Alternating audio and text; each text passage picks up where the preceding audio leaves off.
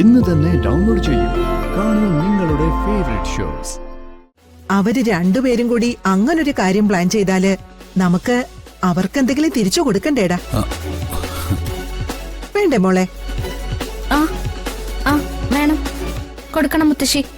ഇന്ന് തന്നെ കൊടുക്കണം. വേണം. ഭഗവാനെ,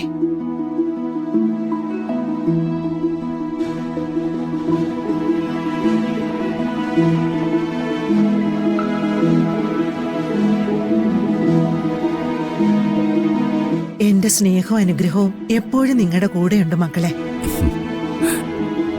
ജീവിതത്തില് ഞാൻ ഏറ്റവും കൂടുതൽ ആഗ്രഹിച്ച ഒരു മുഹൂർത്തമാ നിങ്ങൾ ഇങ്ങനെ ചേർന്ന് നിൽക്കുന്നത്. രാധികേ, താൻ എന്നെ അവഗണിച്ചൊഴിഞ്ഞു മാറി നടന്നൊരു കാലമല്ലേ. അന്ന് എന്റെ സങ്കടങ്ങൾ മുഴുവൻ പെയ്തൊഴിഞ്ഞത് ഈ മുറിയില. മറ്റാർക്കും മനസ്സിലാവാത്ത എന്റെ സങ്കടങ്ങൾ ഞാൻ പറഞ്ഞിട്ടുള്ളത് എന്റെ മുത്തച്ഛയോടാ. എപ്പോഴും ആവർത്തിച്ച് മുത്തശ്ശി പറഞ്ഞിരുന്നൊരു വാക്കുണ്ട്. കൃഷ്ണന്റെ രാധയുടെയും പ്രണയം ഒരിക്കലും സാധ്യമാകാതിരുന്നിട്ടില്ല, കാത്തിരിക്കണമെന്ന്. ചില നേരത്ത് ഇവനെന്നെ എത്ര ബുദ്ധിമുട്ടിച്ചിട്ടുണ്ടെന്ന് അറിയോ? ഉറങ്ങാൻ സമ്മതിക്കില്ല, എന്തെങ്കിലും കഴിക്കാൻ സമ്മതിക്കില്ല. ആണൊരുത്തം മുറിയിൽ വന്നിരുന്ന് കരയുമ്പോ എങ്ങനെ അതിനൊക്കെ പറ്റുന്നേ?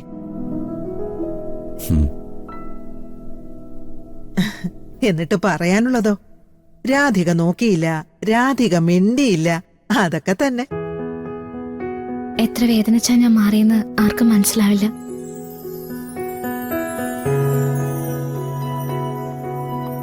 ഒരു ഗതികെട്ട പെണ്ണാണെന്ന് ചെറുപ്പം മുതൽ കേൾക്കാൻ തുടങ്ങിയതാ.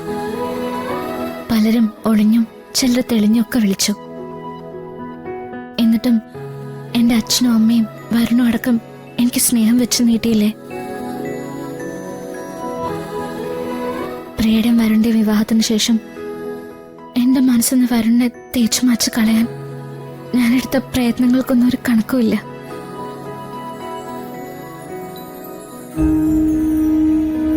പക്ഷെ ഓരോ തവണ ഞാനതിന് ശ്രമിക്കുമ്പോഴും കൂടുതൽ കൂടുതൽ തെളിച്ചത്തോടെ വരുണിന്റെ മുഖം എന്റെ മനസ്സിൽ തെളിയായിരുന്നു.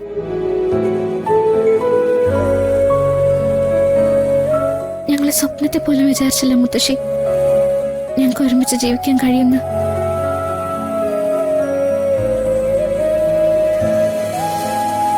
പിന്നെ നീ എന്തിനാ കണ്ണനെ വണങ്ങുന്നേ? എന്തിനാ നിത്യ തിരി കത്തിക്കുന്നേ?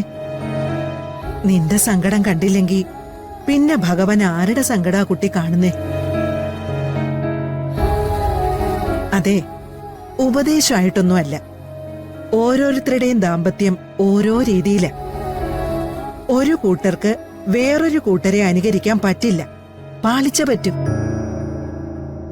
മനുഷ്യരാണ്, ചെറിയ ചില തെറ്റുകളൊക്കെ അങ്ങോട്ടും ഇങ്ങോട്ടും വരാം. പക്ഷേ അതിനധികം ആയുസ് കൊടുക്കരുത്. തിരുത്താൻ പറ്റുന്ന കാര്യങ്ങള് അപ്പോൾ തന്നെ തിരുത്തി മുന്നോട്ട് പോവണം. അപ്പോ ജീവിതം ഒരു ഭാരം ആവില്ല. മുത്തശ്ശി ഈ ലോകത്തിരുന്ന് മാത്രമല്ല, പരലോകത്തിരുന്നും കാണണം നിങ്ങളുടെ സന്തോഷം. ഓ, തുടങ്ങി രാധികേ. എപ്പോ നമ്മളെ തമ്മിൽ ഒരുമിപ്പിക്കുന്ന കാര്യം പറയുന്നുവോ അതിന്റെ തൊട്ടടുത്ത് മുത്തശ്ശി മരണത്തെക്കുറിച്ചാ പറയുക. ഞാൻ ഇനി മുത്തശ്ശിയെ ചേർത്ത് പിടിച്ചോളാം. എന്റെ പ്രാർത്ഥനകളൊക്കെ മുത്തശ്ശിയുടെ ആയുസ്സിന് വേണ്ടിയായിരിക്കും.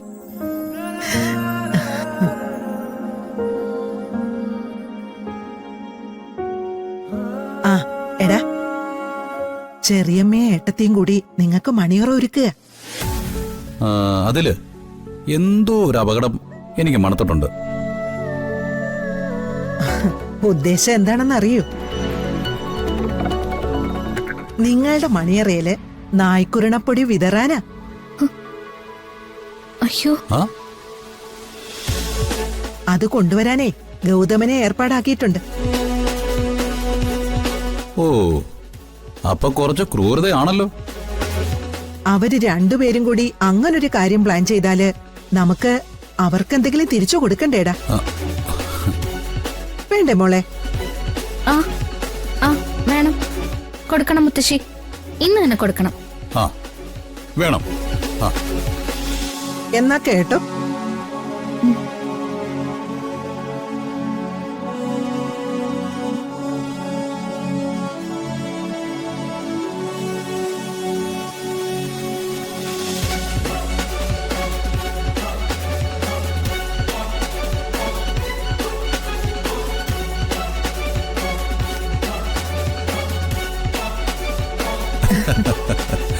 തൽക്കാലം ഇത് പോരെ. മതി. എന്തായാലും ഞങ്ങളുടെ വിവാഹ ദിവസം ഗംഭീരമാവും.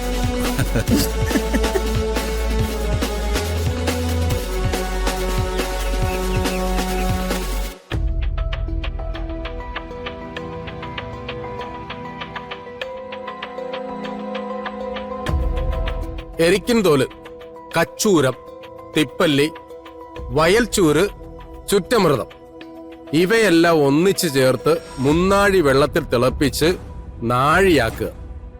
അതിനുശേഷം പശുവും പാല് ചേർത്ത് 3 തവണയായി കുടിപ്പിക്കുക.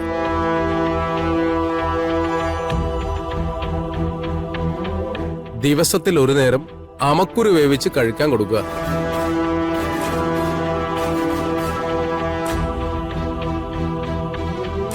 ശരീരത്തിലെ ശുദ്രങ്ങൾക്ക് അത് നല്ലതാണ്.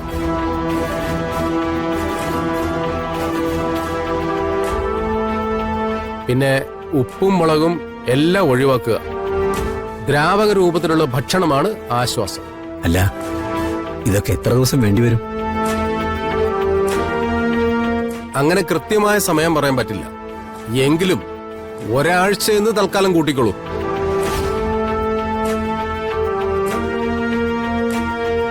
തിരുമേനി, വിഷമിക്കണ്ട.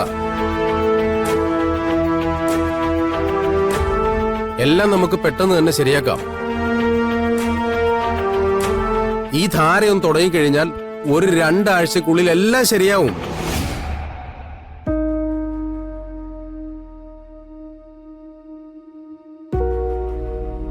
ബഹളം വെച്ചാ എനിക്ക് ഭ്രാന്താണെന്നേ ഇവര് കരുതും.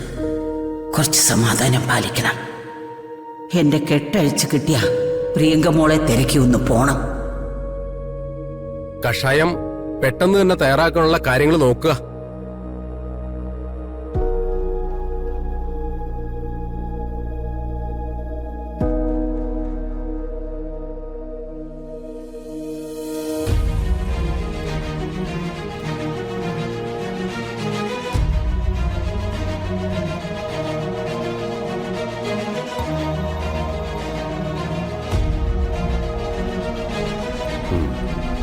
തളർന്ന് മയക്കമാണ്.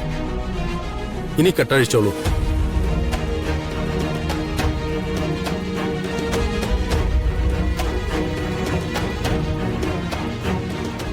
അങ്ങ് ഭയപ്പെടേണ്ട. എല്ലാം നമുക്ക് ശരിയാക്കാവുന്നേ ഉള്ളൂ.